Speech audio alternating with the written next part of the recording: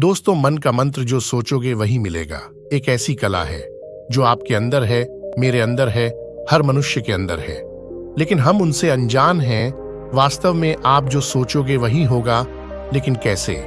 क्या आपने कभी सोचा है कि क्या हमारे काम बनते बनते बिगड़ते हैं? क्यों हम अपने कामों में सफल नहीं हो पाते हैं? क्यों हम हमेशा दुखी ही रहते हैं?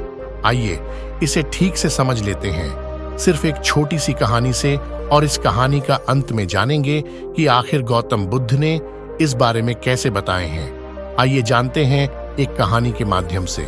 दोस्तों, एक व्यक्ति अपने जीवन में बहुत परेशान था।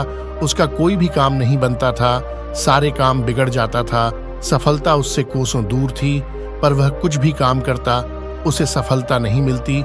इसके चलते उसके घर में हमेशा अशांति रहती थी, हमेशा क्लेश से भरा रहता था। उसे एक ऐसे मंत्र की जरूरत थी जिससे उसके घर में शांति मिल सके और सब परेशानी खत्म हो सके। उसने कई लोगों से, कई ज्ञानियों से, कई बाबाओं से एक मंत्र की मांग की जिसे पढ़ने से उसके सारी परेशानी, सारे दुख दूर हो जाएं। लेकिन उन ज्ञानी लोगों ने, उन विद्वानों लोगों ने उन्हें बहुत सारे मंत्र दिए जिससे उसकी परेशानी दूर हो सके।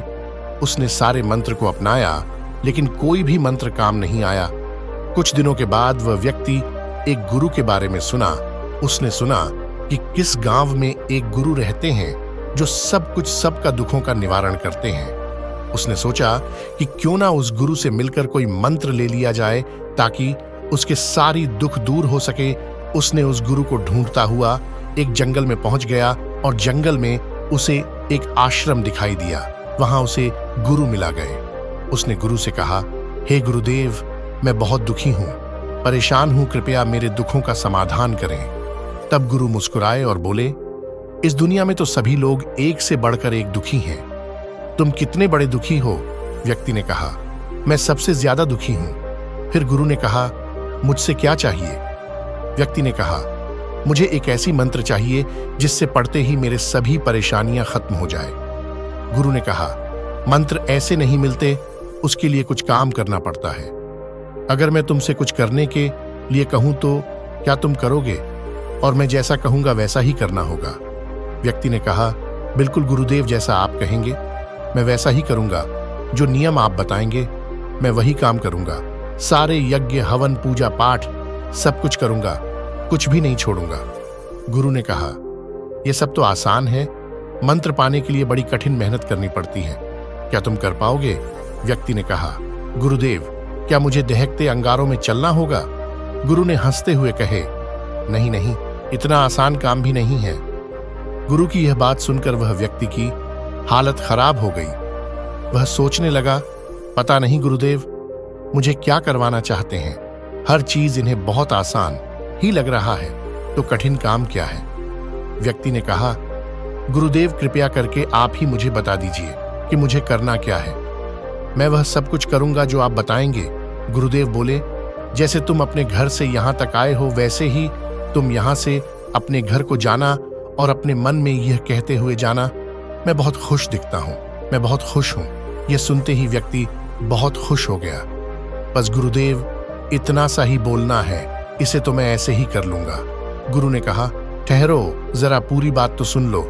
जब तुम अपने मन में यह बात दोहराते रहोगे तो तुम्हारे मन में बंदर की बात नहीं आनी चाहिए, और तुम्हारे मन में अगर बंदर का ख्याल आ गया तो सब बेकार हो जाएगा। व्यक्ति ने कहा, यह काम तो मैं बहुत ही आसानी से कर लूंगा। और यह कहकर वह व्यक्ति अपने घर की ओर चल पड़ा। आश्रम से निकलते ही वह अपने मन में कहना शुरू किया कि मैं बहुत खुश हूं, लेकिन ऐसा कहते ही उसके मन में बंदर का ख्याल आ जाता है।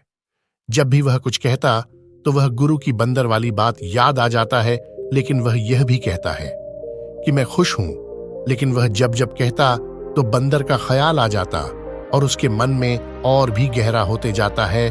फिर ऐसा कहते हुए वह रास्ते की ओर जा ही रहा होता है कि उसे रास्ते में बंदर दिखाई देना शुरू हो गया। उसे चारों तरफ सिर्फ बंदर ही बंदर दिखाई देता था। उसने सोचा, आते वक्त तो यह बंदर कहीं दिखाई नहीं आ रहे थे। मैं अपने मन में खुश हूं। और ऐसा बोलता हुआ अपना घर पहुंच गया। घर पहुंचकर वह अपने पत्नी से बोला कि बंदरिया, मैं बहुत भूखा हूं, बंदर परोस दो। मुंह से बंदर शब्द निकलते ही उस व्यक्ति का मुंह खुला का खुला ही रह गया। उसकी सारी मेहनत पर पानी फिर गया।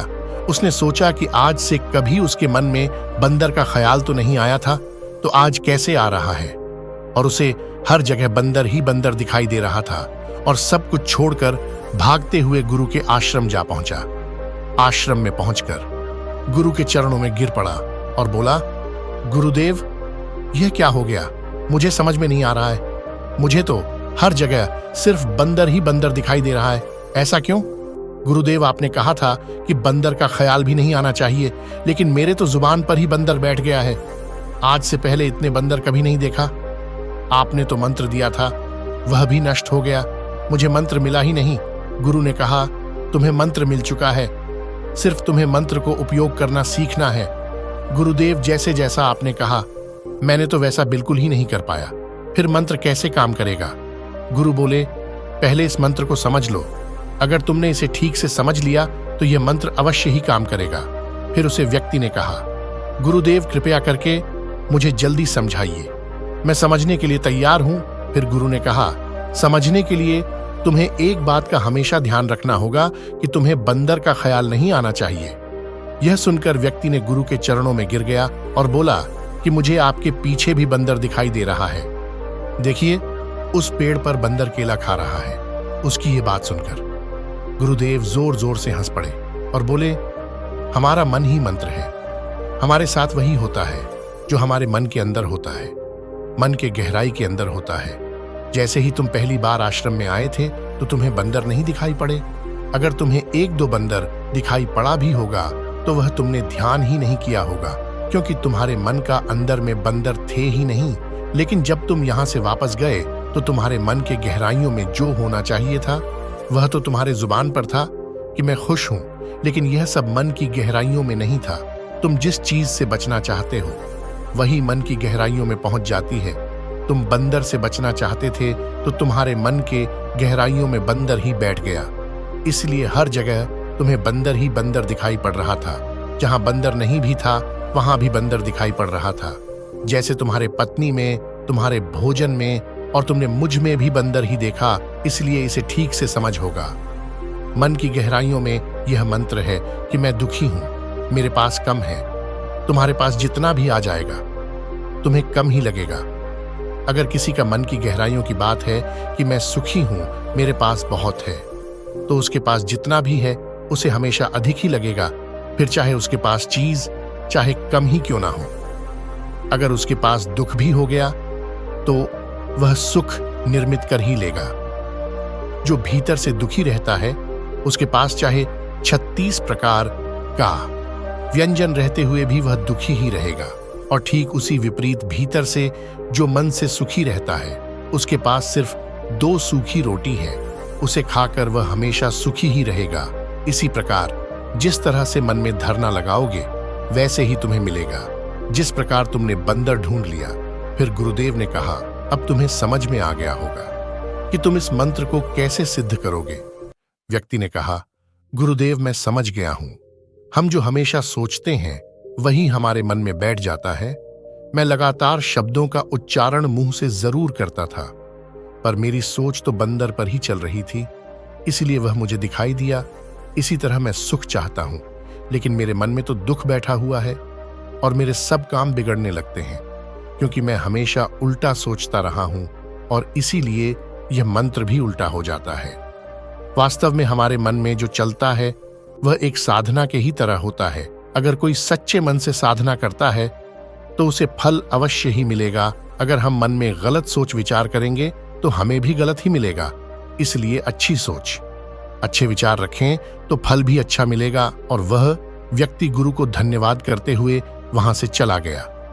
दोस्तों, बुद्ध ने इस बारे में कहा है कि हमारे विचारों से अपनी दुनिया बनाते हैं, लेकिन हमारे पास दोनों तरह की विचार होती हैं, सकारात्मक और नकारात्मक। ज्यादातर हम सकारात्मक विचारों को ना पकड़ करके नकारात्मक विचारों की ओर तरफ आकर्षित होते हैं। इसीलिए जब भी हमारे मन में सकारात्मक विचार आता है तो उसे हमें जल्द ही पकड़ लेने की जरूरत है।